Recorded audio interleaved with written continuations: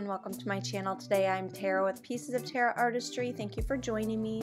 So today I'm going to be doing an embellishment on a previous painting that I did, and these are the things that I use. I actually went out to Hobby Lobby and I got this detail hot glue gun, and it uses mini glue sticks, and then this is my my little razor that I'm using to get the hot glue off of the piece of glass. So Tanya Mundt kind of pioneered this technique as far as I know. I saw Heather Mader featuring her on her channel, and just shameless plug here for Fluid Art Experience, November 17th through 19th. Hope to see you there. It's going to be a good time, and I'm going to be focusing on pearls and pearl combos and blooms. But back to this technique, I am going to be showing you how I went about embellishing a pour that I had done quite a while ago, and I just never really felt like it was finished, but I wasn't exactly sure what to do with it.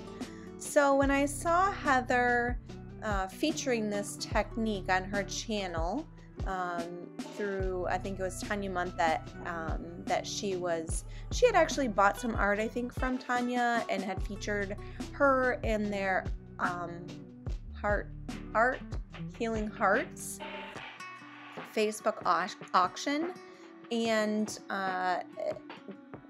Tanya actually, like, she's beautiful work, like really beautiful work. And so Heather was able to feature her on her YouTube channel, and so she gave pretty detailed instructions on how to go about doing this, actually a few videos now. So I decided I was going to give it a shot to kind of embellish this pearl painting that I had done a while ago that I wasn't really sure what to do with it, and it was kind of in my pile of unfinished work. So a couple of tips with the glue gun.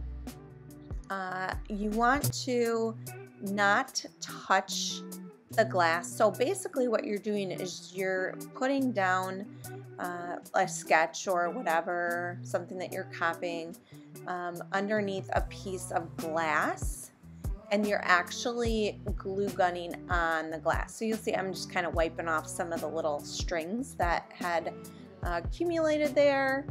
And what I ultimately do is use my torch once I've lifted it off of the glass to get rid of all the little tiny strings that are on there.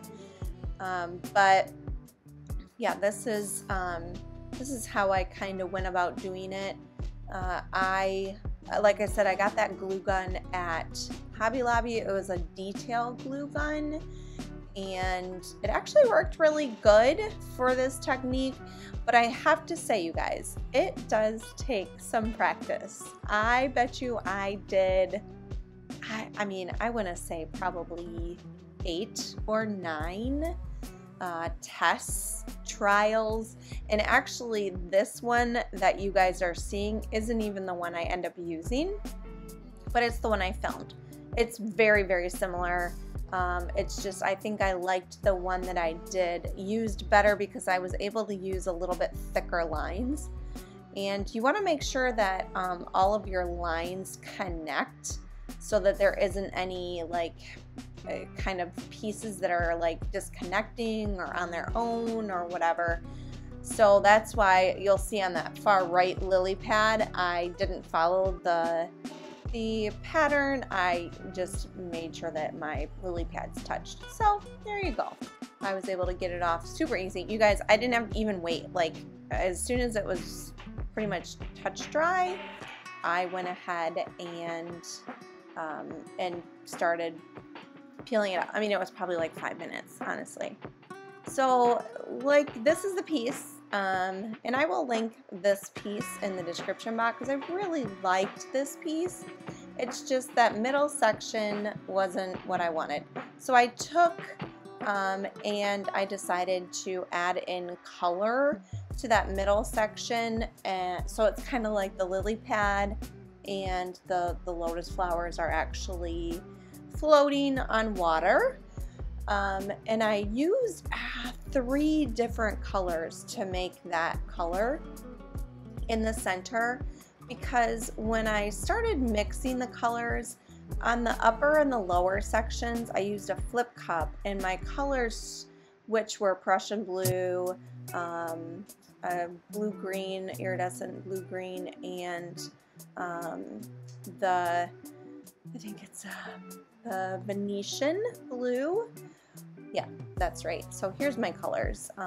Prussian blue, Iridescent blue-green by Pebeo, and the Venetian blue by Modern Masters.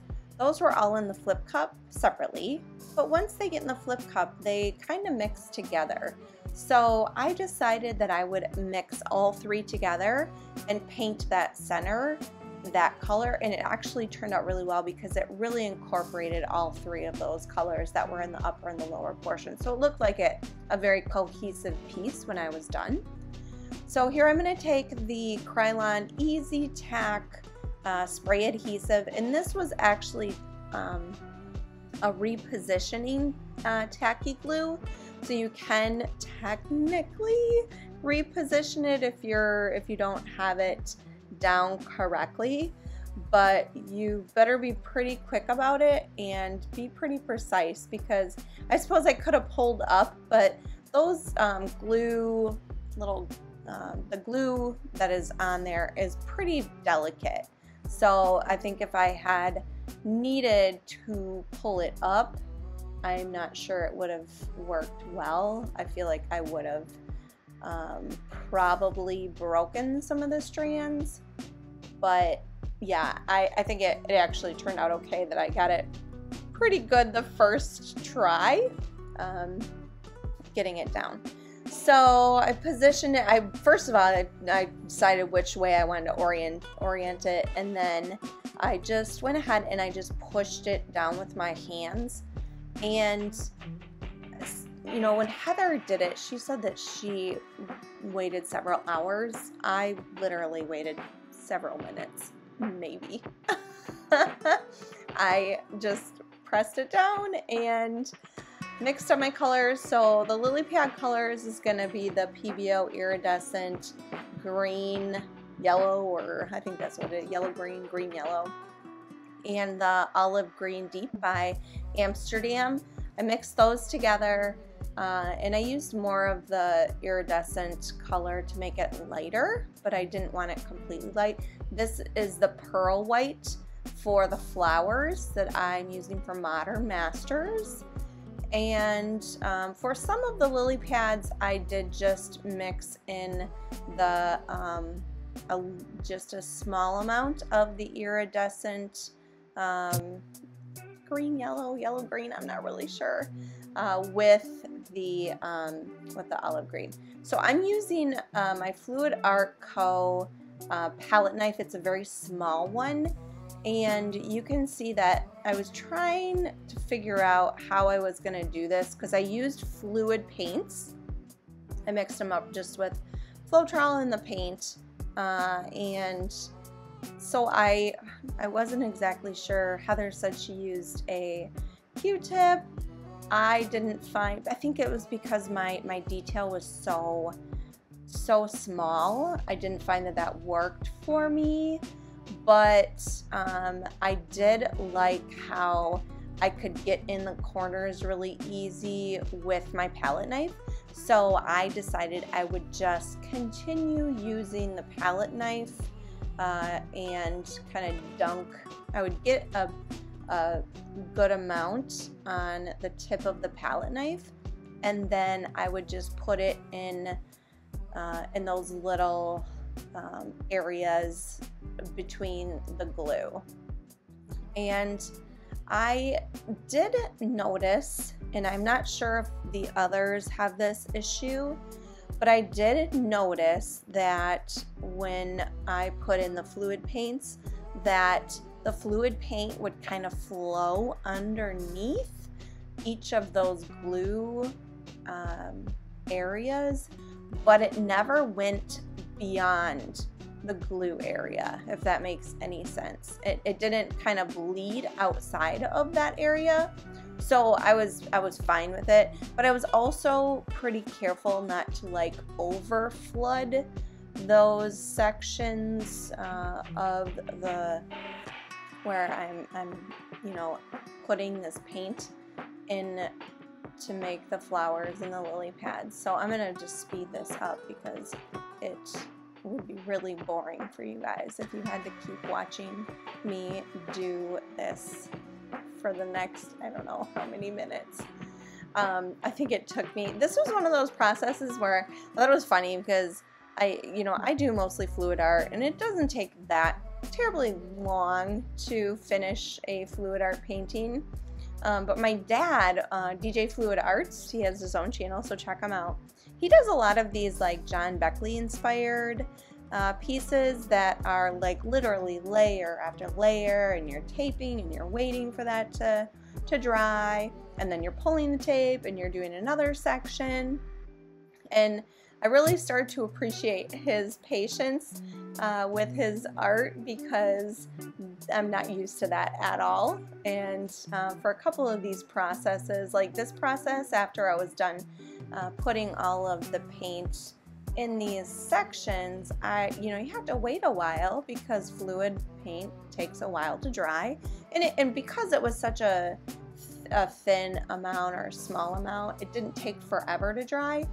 But it did take a while, so I had a whole new appreciation for artists who work in layers like that. Now with this, these lily pads, I found that because of the micas that were in these iridescent paints and I was able to use my palette knife to kind of make lines that made it look like an actual lily pad with the palette knife. So I thought that was pretty cool. You'll probably see that more in the details as I continue on and in my close-up version at the end of the dried results.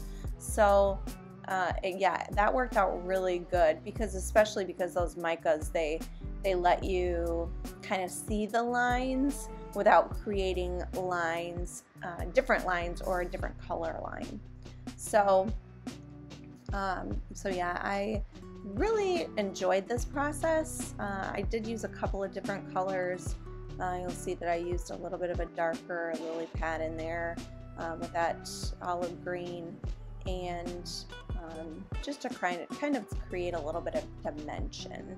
So I thought this was a cool technique. It kind of reminds me of stained glass a little bit, and I don't know if that was what Tanya was going for when she originally started doing this technique, but that's what it reminds me of, and it kind of gives a little bit of dimension to the art. So I used a Deco color gold leafing pen, and it works out really good to color over top of that the glue.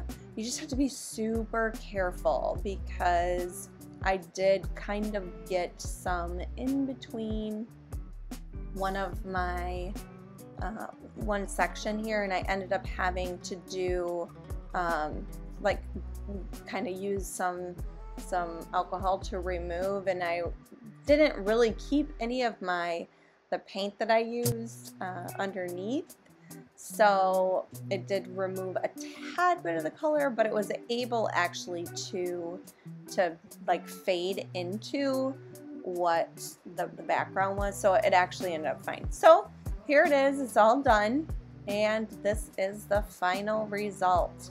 So I really like it. I think it was super fun. It was a really interesting process and really fun process and something very different, and you can see now those lily pads, how using the palette knife really helped to give those lily pads the look that they really, like a realistic look. So All right, that's it, guys. If you like what you're seeing, please like, share, subscribe, hit the notification bell, leave a comment so that you so I can know what you guys are thinking.